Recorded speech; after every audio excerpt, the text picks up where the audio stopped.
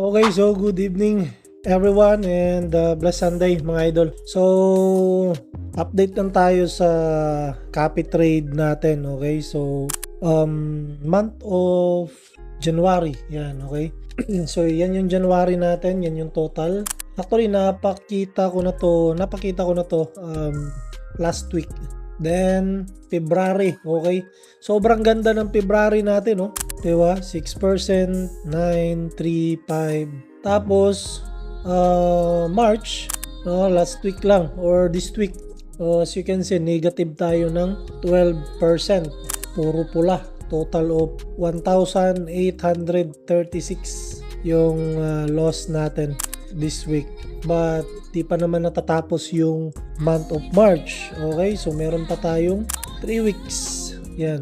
So titingnan natin kung makakabawi tayo, which is possible naman kasi itong loss na to, profit to ng month of January to, ayan o, kita nyo, 2,499 January. Then February, full month ng February, up tayo ng 27%. So month of January, 15% up tayo, 15%. Month of February, 27.74%. Month of March, which is this month, negative tayo ng 12%.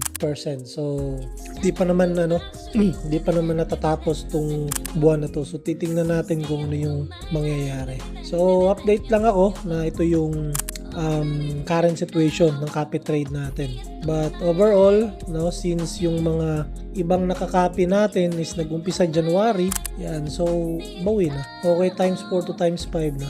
And month of February, yan, month of February.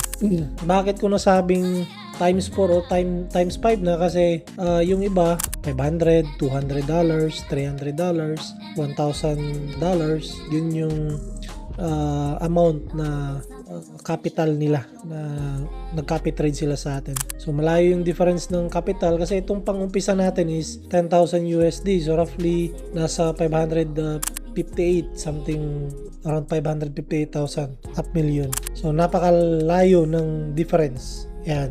So just want to be transparent lang. Okay? Sa mga gustong mag-copy, ayan, nasa sa inyo na kung magka-copy pa din kayo. But kung titingnan nyo yung month of January, February, up to this month, overall, still profit. So yun nga lang, merong mga nakapag-copy na, merong nakapag-copy sa atin ng late na, then tinamaan tayo ng loss. So yun, talo rin sila. Yan yung reason bakit di tayo kumukuha ng profit share. Kasi yun nga, pag nanalo tayo, panalo rin yung nakakopy. Pero pag natalo tayo, same lang dapat. Talo rin yung nakakopy sa atin. Yun lang mga idol. If you still want to copy sa trade natin, comment na kayo dito sa video na to, or you can direct message me mga idol. So yun lang mga idol. Again, blessed Sunday everyone.